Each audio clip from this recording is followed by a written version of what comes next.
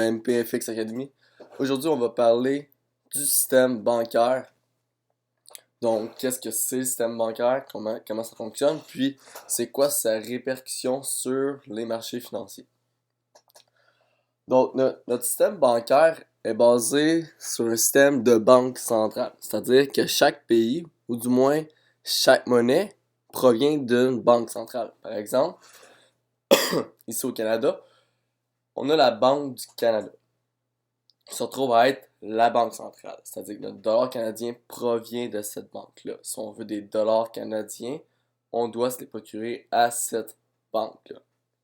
Les banques centrales sont des banques indépendantes. C'est-à-dire qu'elles sont privées. C'est pas une banque qui appartient au gouvernement. Elles sont vraiment indépendantes. Donc, il y a un propriétaire qui pourrait être, par exemple, moi. Donc, c'est des banques indépendantes. C'est super important de comprendre ça pour comprendre le rôle des banques centrales dans le marché. Donc, ces banques indépendantes-là possèdent le dollar canadien et nous l'offrent au Canada. Puis c'est comme ça pour chacune des monnaies. Donc, pour le US, l'euro, le sterling pound, le dollar australien, le yen, etc.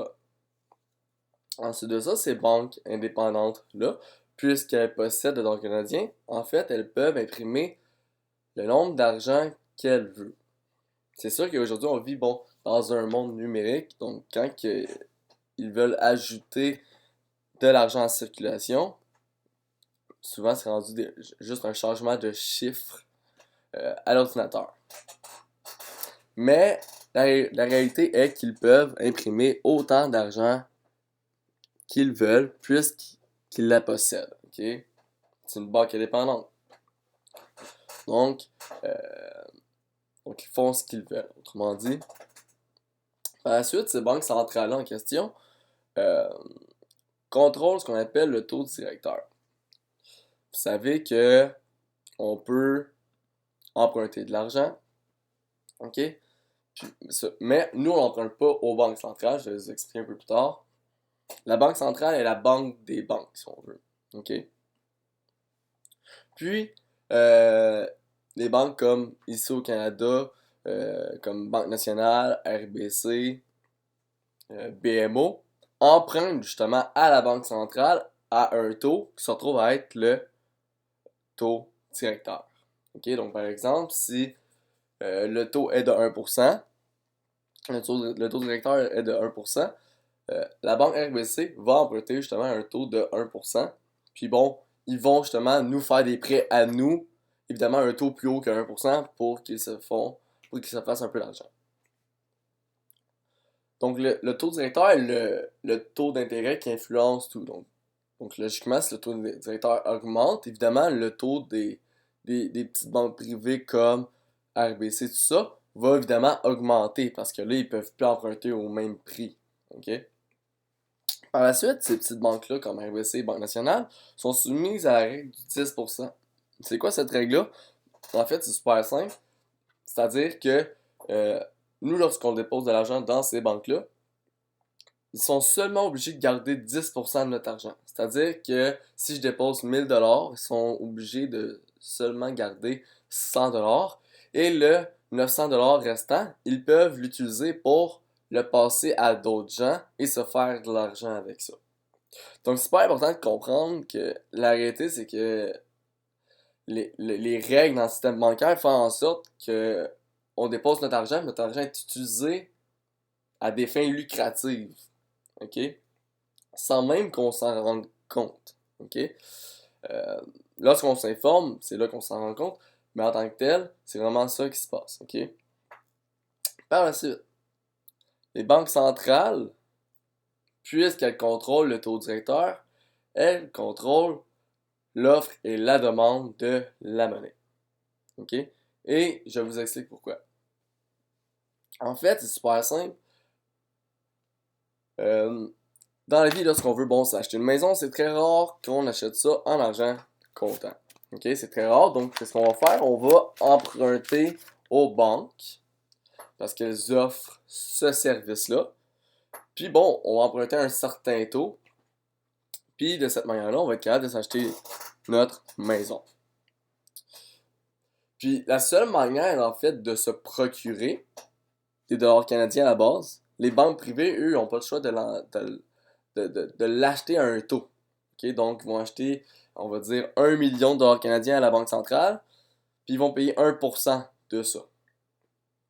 Puis nous, la même chose, on va se procurer nos dollars canadiens comme ça à un taux. Donc, on peut pas autrement dire de se procurer des dollars canadiens sans payer de taux. Ok? C'est sûr que lorsqu'on travaille, on paye pas de taux d'intérêt sur l'argent qu'on reçoit, mais cet argent-là, euh, il y a eu un taux d'intérêt précédemment dans le passé sur cet argent-là. Donc, pourquoi est-ce que avec le taux directeur, on contrôle l'offre et la demande littéralement? C'est parce que lorsque justement le taux est bas, l'argent est accessible. Donc, euh, puisqu'il est plus accessible, euh, on peut justement en acheter plus facilement, puis ça fait en sorte qu'elle a moins de valeur. À l'inverse, lorsque le taux est haut, le dollar canadien, justement, est moins accessible. Ce qui fait en sorte qu'il est plus rare, si on veut, puis pour ça, il prend de la valeur. OK? Puis c'est ce qui m'amène justement à l'inflation. Pourquoi est-ce que l'inflation existe? Pour ceux qui ne savent pas ce que c'est l'inflation, c'est en fait, un pourcentage, c'est-à-dire que notre argent, peu importe la monnaie, va perdre de 1 à 3% de sa valeur chaque année. OK? Ça, c'est non négociable. C'est très extrêmement rare que le taux d'inflation est à 0%. Puis pourquoi, en fait, est-ce qu'il y a ce taux-là? Pourquoi est-ce qu'il y a de l'inflation? Pourquoi est-ce que notre argent perd de sa valeur chaque année? Année après année, après année, après année. La réponse est super simple. Comme je vous ai dit au début, les banques centrales n'ont pas de limite dans l'argent qu'ils peuvent émettre sur le marché. OK?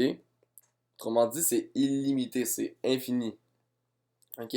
Puis qu'est-ce qui donne en fait de la valeur à quelque chose? En fait, c'est le fait que ça soit limité. OK?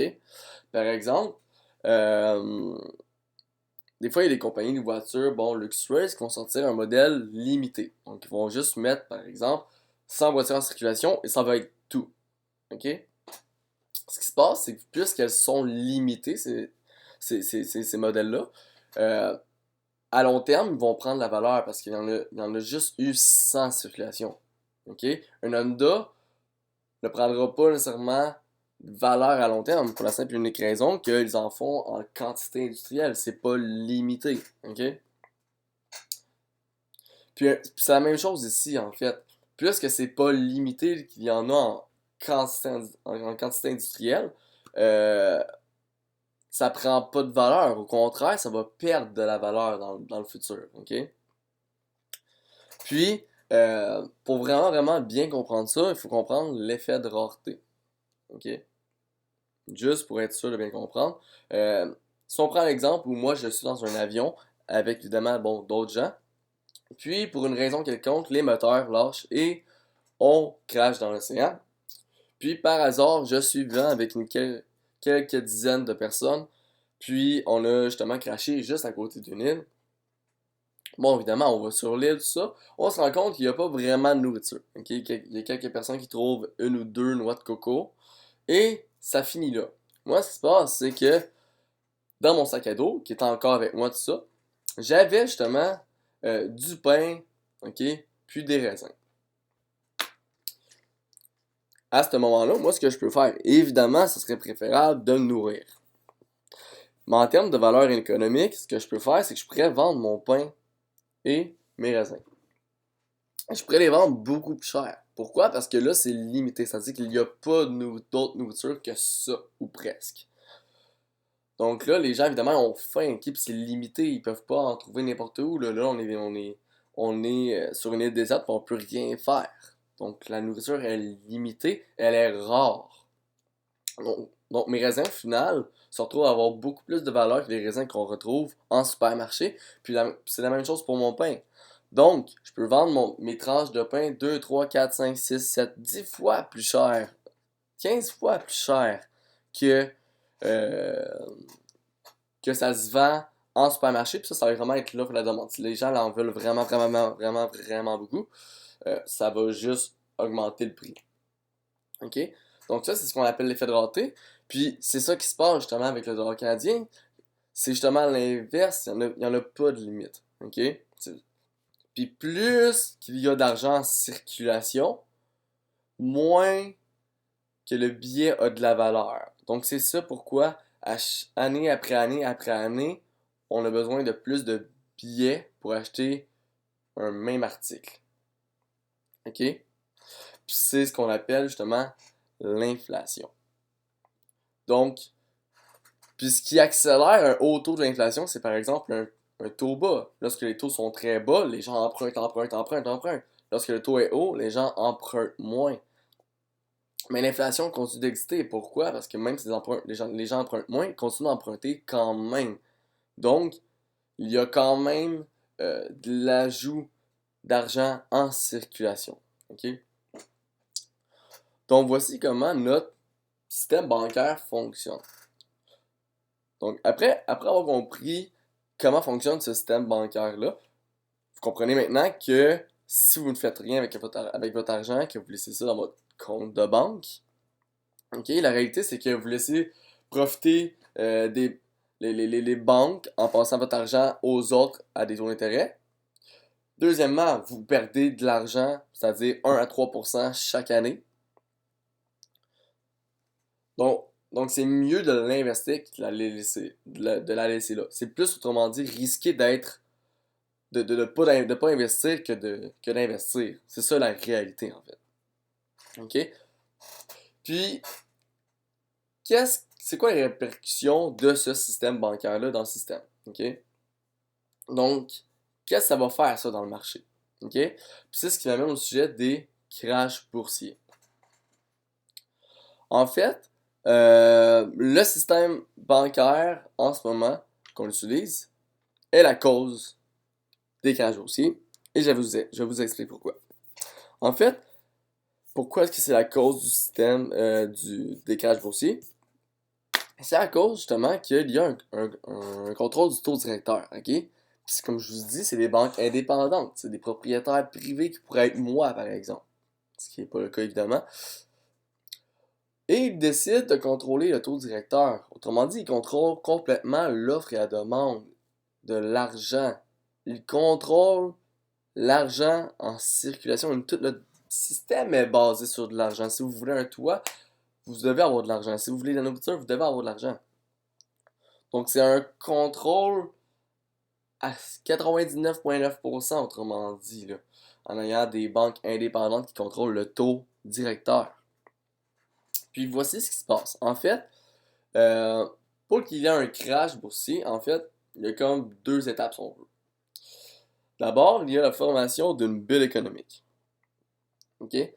Comment est-ce qu'une bulle économique se crée? OK? C'est en ayant des taux bas selon la réalité actuelle économique. C'est-à-dire que les taux peuvent être hauts, comme par exemple si les taux étaient hauts, étaient à 6,3%, mais selon cette réalité économique-là du moment, c'était bas si on se compare à le passé ici. OK? Donc, des taux bas va créer ce qu'on appelle euh, la formation d'une bulle économique. Puis là, on va analyser les trois derniers crashs. OK? Donc, on va les identifier. Ici, c'est le crash de, 1990, 1989. Ici, c'est le crash de l'an 2000, puis ici, 2008. OK? Donc là, on va analyser un peu qu'est-ce que le taux fait. En fait, ça ici, juste pour vous mettre en contexte, c'est le taux US, donc le taux de la Réserve fédérale des États-Unis. Puis, on va juste regarder un peu qu'est-ce qui fait, comment varie le taux, ok? Puis vous allez probablement remarquer quelque chose. En fait, vous remarquez évidemment que le taux est directement lié à la formation d'un crash boursier.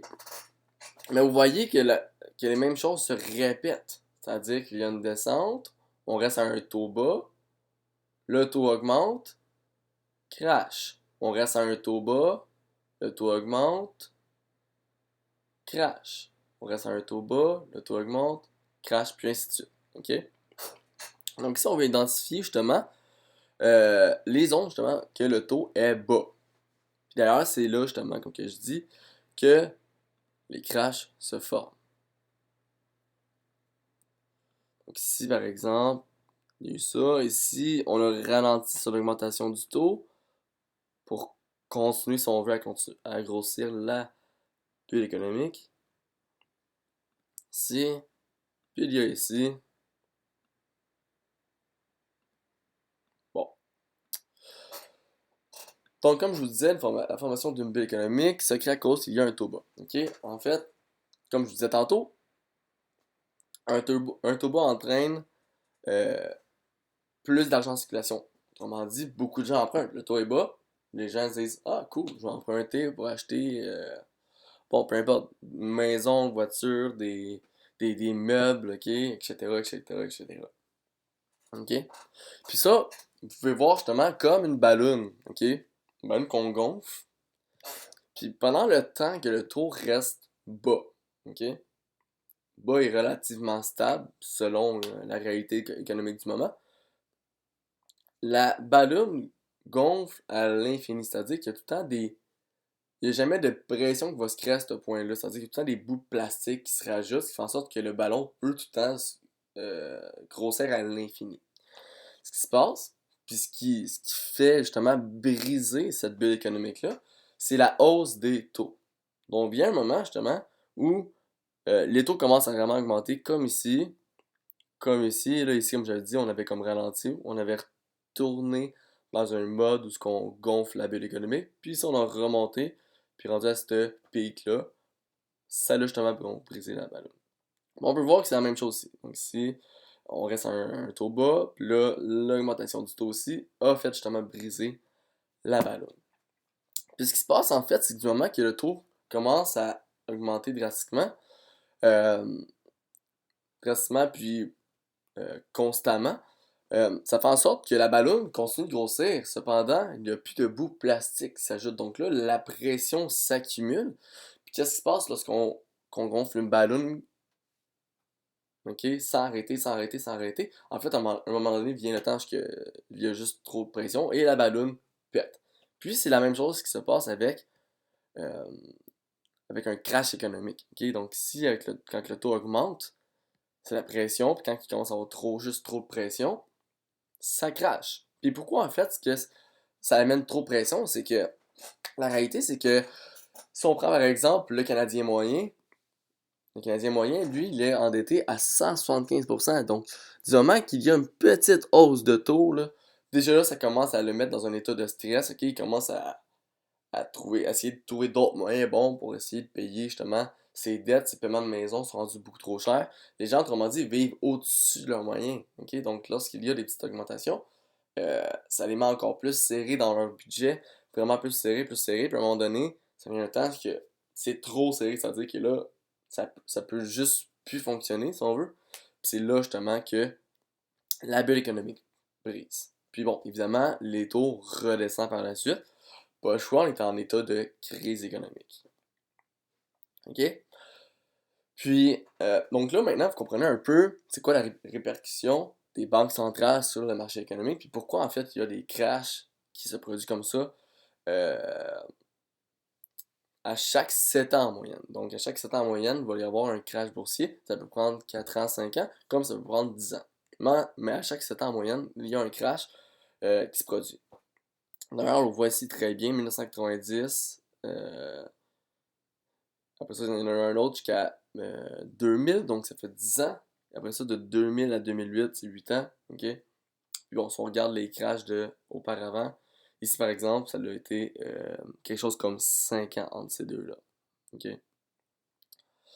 Puis là, si on regarde notre situation ici, comme je vous ai dit, ça ici, le taux bas, fait en sorte que ça crée une bulle économique. La grosseur de la bulle économique va être liée au fait de combien d'argent qui était emprunté. Ok, comme par exemple, ça en 2008, pourquoi est-ce que ça a été un très gros crash économique? En fait, ça a tout été quand même des bons crashs économiques, mais lui, en 2008 particulièrement, a été un très gros crash. En fait, on est resté un certain temps ici à des taux bas, mais pendant cette ascension-là, il y a eu des prêts véreux en circulation qu'on appelle des CDO. Je rentrerai pas dans les détails. Puis ça fait en sorte que les gens continuaient d'emprunter autant à ce moment-là qu'à ce moment ici-là, par exemple. OK? Puis bon, il y a eu certaines règles qui ont été émises après ce délit-là, si on veut, mais bon, ces règles-là peuvent être détournées n'importe quand en changeant simplement le nom du prêt. Au lieu d'appeler ça CDO, on va appeler ça pomme. Bon, je dis un exemple comme ça. Là, ce qui se passe, c'est que c'est super important de comprendre ce qui se passe actuellement dans le marché. OK? Là actuellement, OK, évidemment, il n'y a pas eu de crash depuis 2008. Puis, si on observe bien ici, par exemple, pour le taux US, on a resté pendant 8 ans à un même taux. 8 ans pendant un même taux, puis là, depuis justement un an, depuis environ un an et demi, on a commencé justement à augmenter les taux. Puis c'est comme ça pour toutes les devises. Exemple, le sterling pound vient tout juste d'augmenter leur taux. Eux, ça faisait quelque chose comme 9 ans et demi. Le dollar canadien, même chose, ça faisait 9 ans que le taux avait pas bougé. Donc, qu'est-ce que ça fait, ça? Ça fait en sorte que... puis d'ailleurs, les États-Unis n'ont jamais eu un endettement aussi gros que ça historiquement. Autrement dit, ils n'ont jamais été aussi endettés que ça dans le monde. OK? Donc, l'endettement est à son plus haut point. Ou plus haut point. Puis pourquoi, en fait? C'est pour la simple et unique raison que euh, ici, on est resté à un taux, premièrement, historiquement bas, c'est-à-dire proche des 0%. Puis pendant 8 ans. Donc ça veut dire que la bulle économique est énorme, OK? Puis qu'est-ce que ça veut dire, ça, une bulle économique énorme, énorme comme ça? Ça veut dire que le crash qui s'en vient va être, justement, vraiment énorme. Il va y avoir des répercussions vraiment extrêmes sur le marché, OK? Le crash qui s'en vient risque d'être l'un des plus gros crashs ou le plus gros crash qu'on aura jamais vécu. OK? Pour la simple et unique raison qu'on n'a jamais vu une grosse bulle économique comme ça se former. OK? Puis là, ce qui se passe, c'est que pourquoi en fait que les riches s'enrichissent puis les pauvres s'appauvrissent, c'est que, comme je vous ai dit, le Canadien moyen, par exemple, il est en état à 175%. OK? Mais ça, eux qui sont endettés à 175%, c'est pas les riches. C'est justement, malheureusement, les pauvres et la classe moyenne. OK? Donc, qu'est-ce qui se passe dans un crash boursier comme ça? Eux, ils perdent de l'argent, ils perdent leur maison, mais les riches perdent pas leur maison, tout ça. La réalité, en fait, c'est qu'ils ont de l'argent investi, mais eux sont prêts à cette situation-là. Donc, quand ça se passe, en fait, lorsqu'il y a un crash, OK, euh, en fait, il y a une opportunité. Pourquoi? Parce que toutes les grosses compagnies ok, de renommée internationale, comme Coca-Cola, tout ça, vont perdre peut-être 50% de leur valeur, OK? Leurs actions vont perdre 50% de leur valeur. Mais la réalité, en fait, c'est qu'après ça, ces gens-là sont prêts, donc ils vont acheter après ça ces actions-là, qui sont une aubaine. L'immobilier, même chose, l'immobilier va perdre beaucoup de valeur. Encore là, c'est là le moment d'acheter. Ça va être encore des aubaines, ce qui fait en sorte que les riches deviennent plus riches, les pauvres s'appauvrissent malheureusement. Donc ici si vous voulez vous protéger du crash, c'est simple, diminuez vos dettes, vivez en dessous de vos moyens, puis soyez prêts à profiter du crash plutôt que de le subir. Donc, j'espère que vous avez bien appris comment le système bancaire fonctionne, puis euh, en quoi ça a des répercussions sur la création des crashs boursiers. Puis, c'est tout pour moi aujourd'hui, donc j'espère que vous avez apprécié, puis on se revoit dans un prochain vidéo. Salut tout le monde!